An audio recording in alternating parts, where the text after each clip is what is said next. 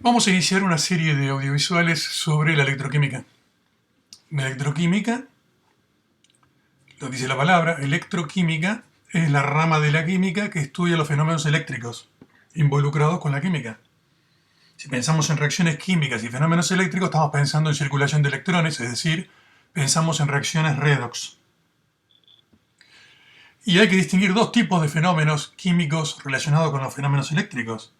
Los fenómenos químicos espontáneos, reacciones que ocurren solas, sin ningún inconveniente, y producen una diferencia potencial y producen una circulación de corriente. Eso sería una pila. Es un proceso químico espontáneo, nos produce energía eléctrica. Y los procesos que no son espontáneos y que son forzados a ocurrir haciendo un consumo de energía eléctrica. Y ese es el caso de la descomposición del agua en una electrólisis. Entonces distinguimos dos fenómenos bien diferentes, que son las pilas o celdas galvánicas, fenómenos químicos espontáneos que producen energía eléctrica, y las celdas electroquímicas o electrólisis, en donde consumimos energía eléctrica para producir un fenómeno químico que no es espontáneo. Antes de iniciar el estudio de electroquímica, me parece que es fundamental perder un poco de tiempo haciendo revisión de algunos conceptos de la física básicos, porque si vamos a hablar de fenómenos eléctricos no podemos confundir carga, voltaje, corriente. Tenemos que saber en qué se mide, entonces vamos a hacer un pequeño resumen de las propiedades fundamentales y las magnitudes que intervienen en estos temas. Carga eléctrica. La ley de Coulomb establece que dos cargas Q y Q', separadas a una distancia r, se atraen o repelen según la naturaleza. Si son de la misma naturaleza, o sea, cargas de igual signo, se rechazan. Por ejemplo, negativa con negativa se rechaza, o positiva con positiva se rechaza, y negativa con positiva se atraen. Bueno, esa fuerza no nos interesa como vector, sino la norma de ese vector. Esa fuerza es proporcional a las cargas. O sea, cuanto más intensas son las cargas, más intensa es la fuerza. Pero es inversamente proporcional a la separación de las cargas al cuadrado. Y hay una constante de proporcionalidad que se suele escribir por comodidad. En lugar de ponerle K, se le pone 1 sobre 4 pi epsilon 0, que se conoce como constante de la ley de Coulomb. 8,99 por 10⁹ newton metro cuadrado por coulomb cuadrado. Es una constante experimental. Epsilon 0 es la permitida eléctrica del vacío. No tenemos que saber todo esto, alcanza solamente con tener idea de la ley de Coulomb. Entonces, la carga eléctrica Q se mide en Coulomb. ¿Qué sería un Coulomb? Si miramos la fórmula acá, una carga de un Coulomb puesta a 1 metro de un Coulomb, o sea, dos cargas positivas de masa 1 Coulomb, separadas 1 metro, todo esto sería 1 por 1 dividido 1. Entonces F sería la constante. Quiere decir que si yo tengo una carga de un Coulomb y la pongo a 1 metro de otra que tiene un Coulomb, la fuerza con que se repelen es 8,99 por 10⁹ newton. Bueno, carga Coulomb. La carga elemental, toda carga es un múltiplo de la carga elemental, que se simboliza E, que es 1,602 por 10⁻⁹ Coulomb. Hablando de partículas, por ejemplo, vamos a hablar del electrón. El electrón se le pone E- como símbolo y la carga que tiene es menos la carga elemental, porque la carga elemental se considera con signo positivo.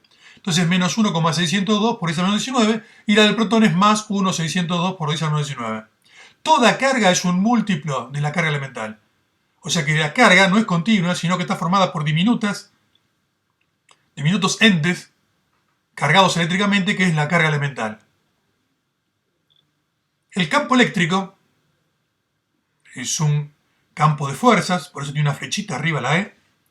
En un punto del espacio es la fuerza que experimentaría una carga de más 1 coulomb en ese punto del espacio. Entonces uno podría explorar el espacio introduciendo una carga exploradora, ir moviéndola punto a punto y estudiando. Si esa carga tiene un valor de justo 1 coulomb, la fuerza que soporta es el campo eléctrico, es un vector. Cuando queremos hablar de la norma del vector, o sea, la intensidad del campo y no de la dirección del vector, le ponemos doble barra. Bueno, el campo eléctrico es la fuerza por unidad de carga. Entonces la fuerza que experimenta la carga exploradora Q nos va a dar ¿cuántos newton por coulomb? Newton por coulomb es la unidad de campo eléctrico. Y si miramos la ley de Coulomb, F era 1 sobre 4 pi epsilon 0, Q' por Q sobre R cuadrado. Pasa el Q del lado dividiendo del lado de F y eso es justamente el campo eléctrico. O sea que la fórmula para una carga fuente Le llamamos Q' a la carga fuente, la carga que genera el accionar eléctrico a su alrededor en el espacio. Esa carga fuente Q' genera un campo eléctrico en el espacio y el campo eléctrico depende del valor de la carga fuente que lo genera y a qué distancia estoy de esa carga fuente, o sea, R es la distancia que estamos ubicados. Claro que los problemas pueden ser mucho más complejos y lo que está cargado en lugar de una carga puntual es un cuerpo cargado. Bueno, todo eso son cálculos que ahora no nos interesan. El potencial eléctrico absoluto de un punto es el trabajo que se requiere para traer una carga de más un coulomb desde el infinito hasta ese punto. Entonces, potencial eléctrico, se le suele llamar phi, es trabajo por unidad de carga. Trabajo es fuerza por desplazamiento. Es fuerza 1 sobre 4 pi epsilon 0 Q por Q' sobre R cuadrado, ley de Coulomb, por R sobre Q. R con R cuadrado se va, Q con Q se va y nos queda una fórmula parecida a la ley de Coulomb, donde está la carga fuente y está R, pero no está al cuadrado, sino que ya R está elevado a la 1. El potencial eléctrico es trabajo por unidad de carga, por lo tanto trabajo es Joule, carga es Coulomb, Joule por Coulomb es lo que se conoce como volt. La diferencia potencial se le suele llamar voltaje por la unidad volt, pero está mal llamado, es diferencia de potencial. La intensidad de corriente I es el caudal de carga, es decir, es la carga que circula por la sección transversal de un conductor por cada segundo. Entonces, si dividimos la carga en el tiempo, nos da la intensidad. En realidad es una derivada, porque la corriente puede cambiar instante a instante. Supongamos que la corriente es constante, entonces directamente sería Q sobre T. Entonces, la intensidad de corriente es carga dividido tiempo, carga que circula en un cierto tiempo. Carga es Coulomb, tiempo es segundo, segundo es en minúscula. Coulomb por segundo es ampere. Por lo tanto, ampere es unidad de corriente, de carga, no de carga. Carga es Coulomb, ampere es corriente, intensidad de corriente.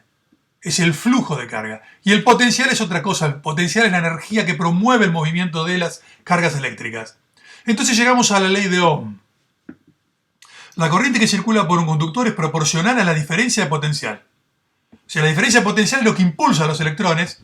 Cuanto más grande es ese voltaje, vulgarmente llamado voltaje, más intensa va a ser la corriente. Entonces, la corriente I es proporcional a la diferencia potencial entre los dos puntos. Y hay una constante proporcionalidad que es 1 sobre R.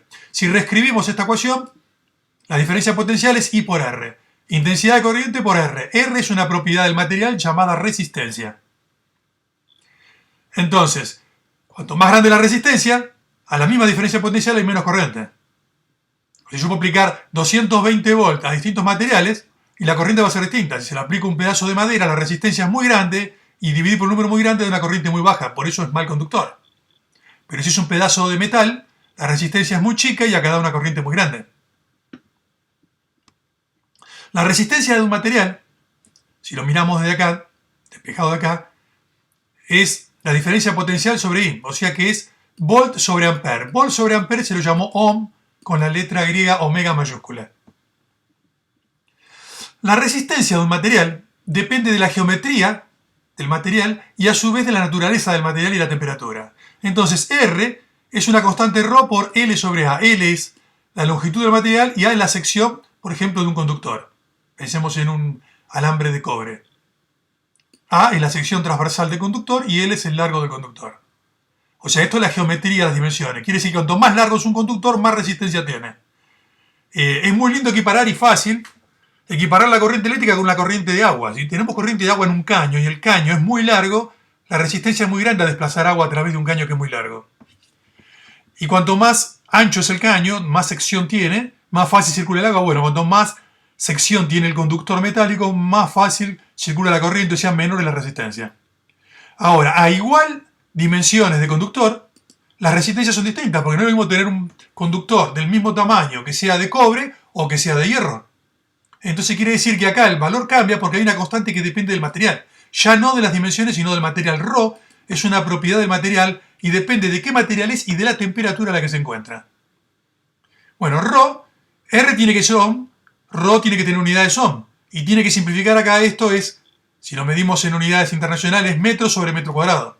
Por lo tanto, Ρ, si hacemos el despeje de acá y repasamos las unidades, es ohm metro. Pero habitualmente se utiliza mucho el centímetro, porque el metro nos lleva a unidades de volumen que es metro cúbico y el centímetro nos lleva a unidades que son centímetros cúbicos y es más útil para el laboratorio. Entonces, la resistividad antiguamente le llamaban resistencia específica, corresponde a una unidad de ohmega, o sea, ohm, centímetro. Acá tenemos indicado que la resistividad es función de la temperatura para cada material. A mayor temperatura, la resistencia aumenta. Las vibraciones de los átomos del metal en la red cristalina impiden, dificultan el traslado de los electrones libres y por eso la resistencia aumenta. Bueno, nos metemos ahora en la parte química. Vamos a ver qué es un electrodo. En general, si se sumerge un metal en una solución de su catión, se genera una diferencia potencial entre la placa metálica y la solución, que es muy difícil de medir. Se conoce como potencial absoluto, pero no interesa ese potencial, porque lo que se hace realmente es agarrar distintos electrodos y compararlos entre sí, y se puede medir la diferencia potencial entre ellos. Entonces se mide la diferencia delta phi sin que se conozca ninguno de los dos. Entonces, lo que se hizo fue establecer una escala arbitraria. Se tomó un electrodo, el electrodo normal de hidrógeno, ahora vamos a ver cómo es ese electrodo, y se le asignó a ese potencial un valor arbitrario. Entonces, se mide el delta phi entre un electrodo cualquiera X y el electrodo normal de hidrógeno. Esa diferencia se mide como al electrodo normal de hidrógeno le asignaron arbitrariamente el valor 0, se le asignó 0, directamente lo que yo estoy viendo en el laboratorio es el potencial del elemento o de la cupla que yo quiero estudiar. Entonces, el potencial de un electrodo es directamente la diferencia que tiene con el electrodo de hidrógeno. El cerito es porque los potenciales hay que tabularlo en condiciones bien específicas, porque si no cambiaría con las condiciones de la solución, la temperatura, la presión. Entonces lo que se hace es tabularlos en condiciones estándar. Y estándar es que todo lo que sea gaseoso esté a un bar y los electrolitos en solución estén a concentración 1 molar. Entonces se le llama potencial estándar y lleva un cerito. Entonces, surge la llamada serie electroquímica, donde todos los potenciales que tienen el cerito son en realidad los delta phi experimentales comparados con el electrodo de hidrógeno. Y como hay que tabular alguna temperatura, siempre se miden a 298, se tabulan a 298. El potencial de un electrodo corresponde a una reacción redox, donde hay un oxidante y un reductor. Entonces, hay un acuerdo internacional ya de hace muchos años de considerar el proceso como una reducción. O sea, el oxidante toma electrones y forma su conjugado, que es el reductor. Acá tenemos algunos valores en esta escala, que es la serie electroquímica del hidrógeno. El hidrógeno es la reducción de protón a hidrógeno gaseoso. El electrodo es platino, hidrógeno gaseoso, protón. Se le asigna 0. El electrodo de zinc, por ejemplo, es más bajo, tiene menos 0,76. El electrodo de plata, o plata cloruro de plata, o férrico ferroso, son electrodos que tienen mayor potencial que el hidrógeno. Estas tablas de potenciales las van a tener ustedes para hacer los problemas.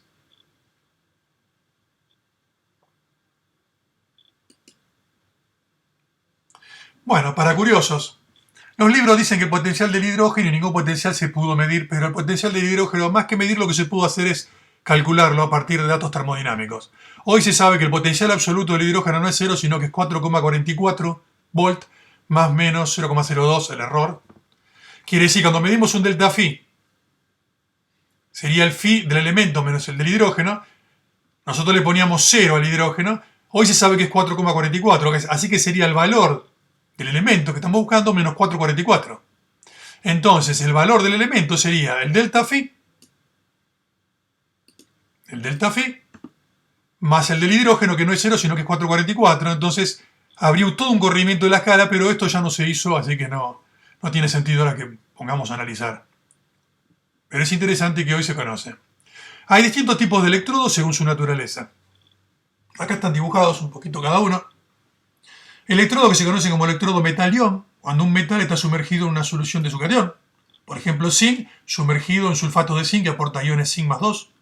O cobre metálico sumergido en cobre más 2, por ejemplo, sulfato de cobre. Los electrodos que le llaman redox, porque tenemos una cupla en solución, hierro 3, hierro 2. Y el metal es un metal inerte que saca los electrones. Inerte para que no intervenga en la reacción, se utiliza generalmente platino, oro. Electrodo metal sal insoluble, por ejemplo, un hilo de plata, sumergido en cloruro de plata precipitado con una solución saturada de cloruro de plata. Estos electrodos son electrodos de referencia, son muy importantes porque al trabajar con soluciones saturadas, si controlamos la temperatura, la concentración de la solución es exacta siempre y el potencial es muy estable y muy fácil de preparar. Una solución de este tipo tiene el inconveniente que la solución cuando uno la prepara siempre tiene un error y entonces vamos a tener arrastre de error en las mediciones. Esto es bastante más seguro. También se utilizaron otros electrodos de referencia, se usó mucho tiempo el de calomel saturado, pero hoy se dejó de usar por el problema del mercurio que es tóxico. Este electrodo tiene un potencial, acá lo dice, se llama plata crudo de plata, que es 0,22233 volt. Se conoce muy bien. Y los electrodos gaseosos, el típico es el electrodo normal de hidrógeno, justamente, que trabaja con una campana donde entra hidrógeno a un bar de presión. Algunos libros dicen una atmósfera, no, es un bar. La IUPAC recomienda un bar es casi una atmósfera, un poquito menos, 0,987 atmósferas. Se burbujea hidrógeno con una placa de platino, el hidrógeno se pega al platino y sumergido en una solución 1 molar de protones. Este es el electrodo que se le asignó arbitrariamente el potencial cero. Bueno, cuanto mayor es el potencial de reducción de una cupla, tanto más fácil ocurre la reducción, desde la forma oxidada a la forma reducida. Y mayor es el poder del oxidante. Entonces, tengamos en cuenta siempre este principio básico general. Inestable significa reactivo, significa fuerte. Y estable es algo que es inerte, es débil, no se quiere mover, está estable, está cómodo.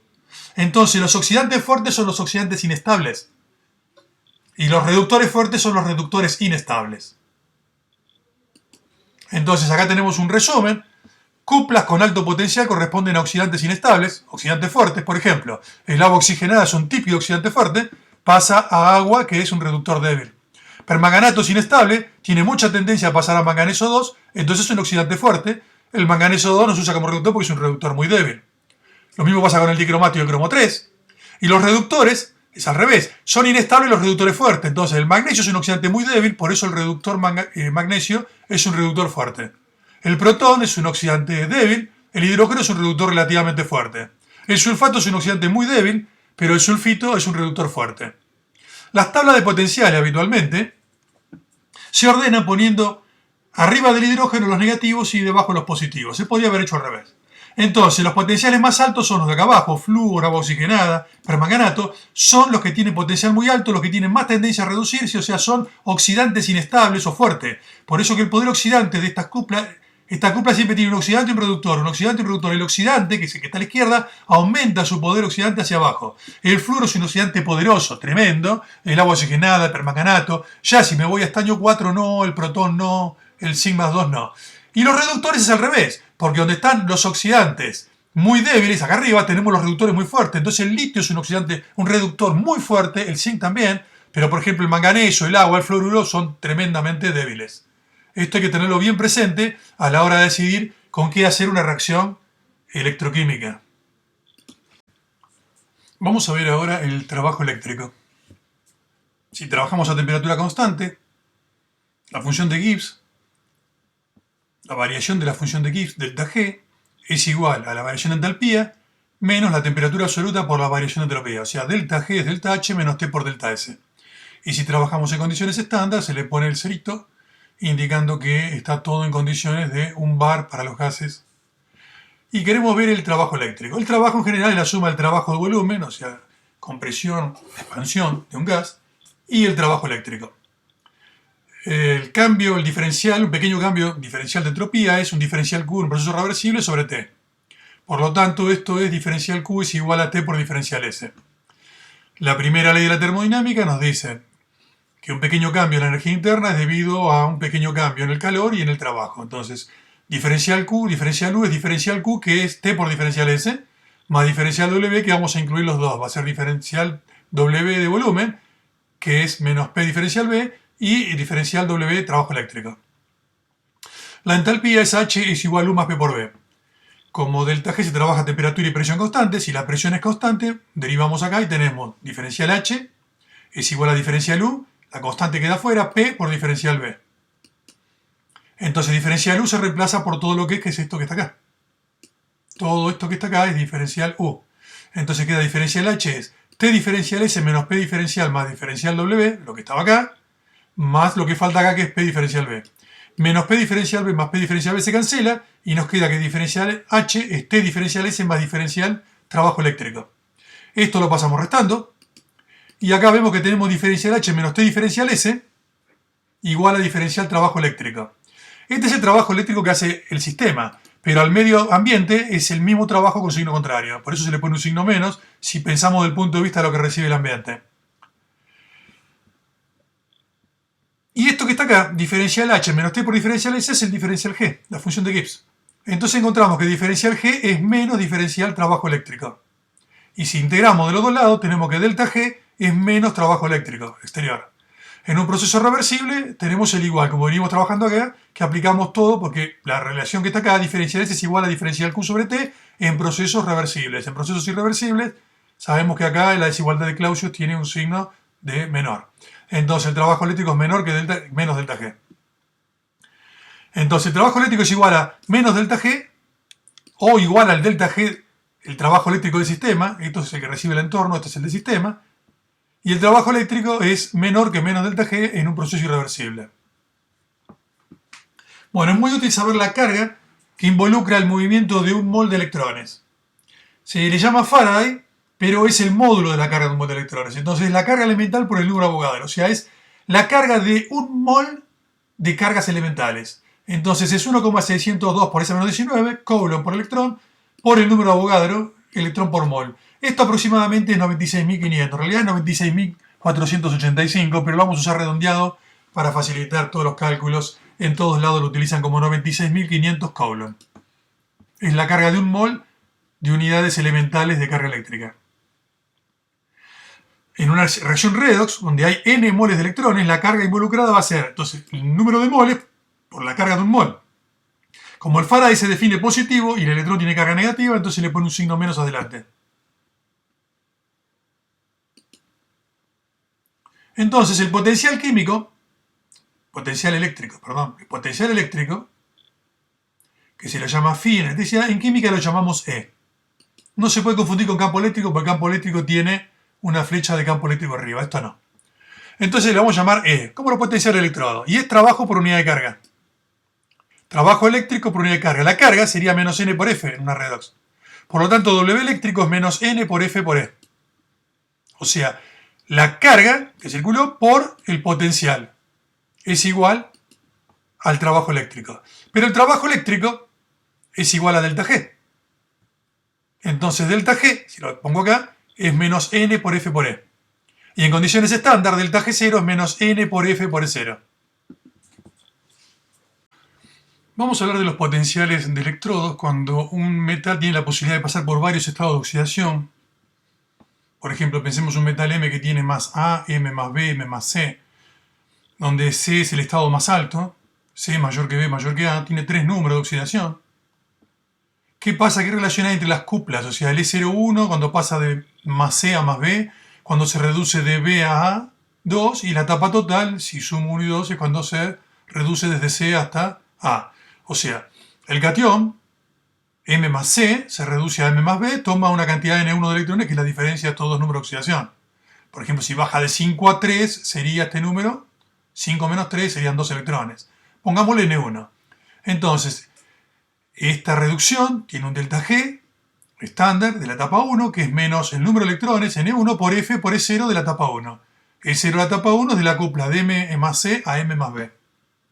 Ahora el catión más B pasa al catión más A, tomando un número distinto de electrones N2. El delta G de esta etapa, de la etapa 2, va a ser el número de electrones por F por E con signo menos. E02 es de la cupla de M más B a M más A. Si sumamos estos dos procesos, se cancela MB y vamos a parar de M más C a M más A, y los electrones son N1 más N2 lo que se toman. Entonces acá es el delta G total, el proceso que es el global, la suma, es el número de electrones N1 más N2 con signo menos siempre adelante porque es menos el número de electrones por Faraday por E0 de la etapa total. La etapa total es el E0 de la etapa de M más C a A, o sea, de una punta a la otra, del estado de oxidación más alto al más bajo. Como los delta G se suman, son energías, delta G total es delta G01 más delta G02, y los reemplazamos por los valores que tenemos acá. Entonces menos N1 más N2 F por E0 total, menos N1 por F por E01 más N2 F E02, es lo que está acá. Como todos tienen signo menos, se puede cancelar el menos, y todos tienen F, se puede dividir todo por F, y desaparece el menos y la F. Y llegamos a una ecuación muy simple que dice que el E0 total, por el número total de electrones de la etapa total, es la etapa 1, el número de electrones de la etapa 1 por el potencial de la etapa 1 más el número de electrones de la etapa 2 por el potencial de la etapa 2, y así podríamos seguir sumando. Entonces, si M más R se reduce a M más B, pero M más B se puede reducir a M más A, en un solo paso sería M más C a M más A. Entonces, en este camino tenemos N1 electrones, acá tenemos N2 electrones y en el total tenemos N1 más 2 N2 electrones. Bueno, un diagrama de Latimer se escribe así. Por ejemplo, el cobre puede pasar de 2 a 0. Entonces acá en esta etapa de 2 a 0 hay 2 electrones y el potencial es 0,34. No se indica nada, pero se sabe que son volt. De cobre 2 a cobre 1 hay un electrón y es 0,16. Y de cobre 1 a cobre 0, un electrón y es 0,53. ¿Qué nos dice este Latimer? Nos da las coplas de cobre 2 a cobre 1, de cobre 1 a cobre 0 y de cobre 2 a cobre 0. Es muy cómodo de leer. ¿Y qué fórmula se aplicaría si hay que calcular alguno de estos valores?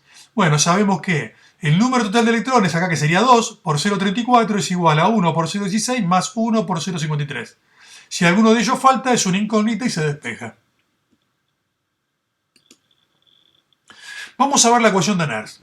La ecuación de Nernst es para poder evaluar el potencial de un electrodo cuando no está en condiciones estándar. En la tabla figuran solamente los potenciales de electrodos en condiciones estándar. Nosotros vimos en termodinámica que el delta G es igual al delta G estándar más un factor de corrección que es R por T por el logaritmo de Q. Q cociente de reacción, como la K de equilibrio con los valores iniciales que tenga. Entonces, delta G vimos que era menos N por F por E. O sea, la variación de la función de Gibbs es menos el número de electrones por el Faraday, menos para que dé carga negativa, por el potencial de ese electrodo. Y el delta G0 es lo mismo, solamente que si utilizamos el potencial estándar va a ser el delta G estándar. Estos dos valores se pueden reemplazar en la expresión de delta G y tenemos entonces el delta G va a ser menos N por F por E, delta G0 menos N por F por E0, más RT logaritmo de Q. Como todos tienen N acá, vamos a hacer lo siguiente, vamos a dividir por menos NF. Entonces, si yo divido por menos NF, menos dividido menos da más, se va NF y se va NF, queda E. Al dividir por menos NF queda más y queda solamente L0, se va NF, y acá queda más dividido menos, queda menos y queda NF dividiendo. Esta es la ecuación de Nernst. El potencial de un electrodo es el potencial de la tabla, el estándar, menos un factor de corrección que es R por T, R 8,314, Joule sobre Kelvin mol, temperatura en Kelvin, N número de electrones involucrados en la cupla, la constante de Faraday y el logaritmo de Q. Q cociente de reacción. En una reducción, el producto es la forma reducida y el reactivo es la forma oxidada o el oxidante. Así que esto sería reductor sobre oxidante. Por comodidad, como casi siempre se trabaja a 25 grados los problemas de pilas y equilibrios, para no complicar la cosa, 25 grados son 298, o sea que T ya sería 298. Además podemos hacer el cambio de logaritmo de base neperiano a logaritmo en base 10. La relación matemática es muy simple, logaritmo neperiano de x es un factor de corrección 2,3026 por el logaritmo decimal de x. Esto es fácil de demostrar matemáticamente, pero no es un curso de álgebra esto. Logaritmo de q, en definitiva, que tenemos acá, lo podemos reemplazar como 2,3026 por el logaritmo decimal de q. T 298,15, tomado bien. El Faraday correctamente es 96.485, sin redondear. Y R 8,314, entonces R, T, Faraday y el factor para cambiar el logaritmo nos transforma la ecuación en que es igual a 0. Entonces tenemos acá todos el factor de corrección para poner el factor de cambio de base para poner logaritmo decimal. Acá tenemos R, tenemos T, 298, la constante de Faraday. Y entonces todo esto, hacemos la cuenta y da 0,059 joules sobre Coulomb, que es volt. Entonces la ecuación de Nernst se reduce a que E es el potencial estándar menos 0,059 sobre N por logaritmo de Q. ¿Qué ventaja tiene? Bueno, acá es más simple que la fórmula que tenemos acá, pero acá trabajamos, ya sabemos que siempre a 25 grados. Por ejemplo, calculemos el potencial de la cupla de ácido hipocloroso a cloro o a dicloro. Si tenemos una concentración de hipocloroso de 0,100 molar, protones es 1,00 por 10 a la menos 2 molar y la presión de cloro 0,200 atmósferas. A 25 grados, el potencial estándar de ácido hipocloroso a cloro es 1,611 volt. La R2 hay que escribirla, porque si no nos podemos saber el Q. La R2 de hipocloroso a cloro, tenemos que poner un 2 para balancear el cloro. Está pasando de más 1 a 0, así que es un electrón cada cloro, como son 2 cloros, son 2 electrones. Y para igualar la carga se necesitan 2 protones y se forman 2 de agua. Entonces el Q es producto sobre reactivo. Producto es el cloro, el agua no va en la presión del Q. Va el cloro como presión de cloro sobre la concentración de ácido hipocloroso al cuadrado y protones al cuadrado. Entonces reemplazamos presión de cloro 0,200, hipocloroso nos dicen 0,1 al cuadrado, protones 0,01 al cuadrado. Toda esta cuenta da 2 por 10 a la quinta. Entonces aplicamos la ecuación de Nernst. Es 0 menos 0,050 sobre n por logaritmo de Q. Es 0, 1,611. 0,059 sobre 2. 2 ¿por qué? Porque la cupla tiene 2 electrones involucrados. Y el logaritmo de Q, que es 2 por 10 a la quinta. Hacemos toda la cuenta y eso da 1,455 volt. O sea que el estándar es 1,600, acá es 1,455. Quiere decir que bajó, y si bajó, se hizo menos oxidante el ácido hipocloroso en estas condiciones que en las condiciones estándar.